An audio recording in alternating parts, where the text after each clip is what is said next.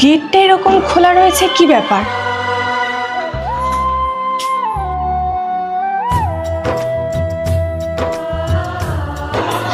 এই কে তুমি? আর না বলে এইভাবে ঘরের ভেতর ঢুকে এলে কেন? প্রশ্নটা তো আমার তোমাকে করা উচিত যে আমাদের বাড়িতে তুমি কি করছো। আমি জিতের স্ত্রী, আর এটা তো ওরই বাড়ি। মাথা খারাপ হয়ে গেছে নাকি? এসব কি উল্টোপাল্টা কথা বলছো? জিৎ আমার হাজবেন্ড। কি ব্যাপার রুহি, তুমি কার সাথে কথা বলছো? তোমার বাবা অসুস্থ, ওনার দেখাশোনা করবে বলে তো ওখানে গেলে, তাহলে এত তাড়াতাড়ি চলে এলে কেন?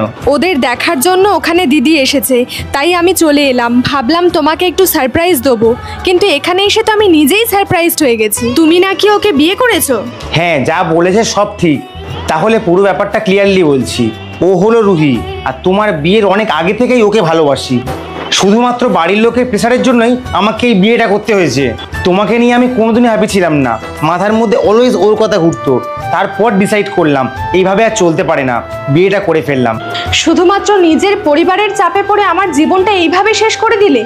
যেই সিদ্ধান্তটা এখন নিয়েছো সেটা যদি 2 বছর আগে নিতে, তাহলে হয়তো আজকের এই দিনটাই দেখতে হতো না। বাই দ্য ওয়ে, যেটা হয়ে গেছে সেটা তো আর চেঞ্জ করতে পারবো না। শুধুমাত্র আমার একটাই রিকোয়েস্ট রেখো, ডিভোর্স পেপারটা পাঠিয়ে দেবো, তাতে সাইনটা করে দিও। আমি শুধু ভাবছি যে তুমি কত বড় ফ্রড। একটা কথা না সবসময় মাথায় রাখবে, পাপ কখনো ঢাকা থাকে না। ওরকম ভাবে বলো না, আমি সত্যিই তোমাকে খুব ভালোবাসি। কাউকে কাঁদিয়ে তার সংসার ভাঙার আমার কোনো ইচ্ছে নেই। আর হ্যাঁ, আজকের পর থেকে আমিও তোমার সাথে থাকবো না। রুহি দাঁড়াও, আমার কথা শোনো।